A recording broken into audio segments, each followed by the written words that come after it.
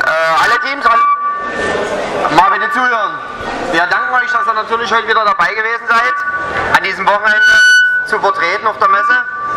Und da ihr uns auch immer helft mit der ganzen Unterstützung und auch beim Rennen in der Vorbereitung auch viele mit intensiv dabei sind, sollt ihr natürlich heute auch erfahren, wann es ist und wo es ist. Wir haben also die News jetzt am Wochenende gekriegt und ihr könnt euch freuen, dass wir am 29. August auf dem neu gemachten Elbe-Park-Deck fahren werden. Auf einer Strecke, die ungefähr 1,5 Kilometer lang sein wird und wir dort jede Menge Gaudi haben werden.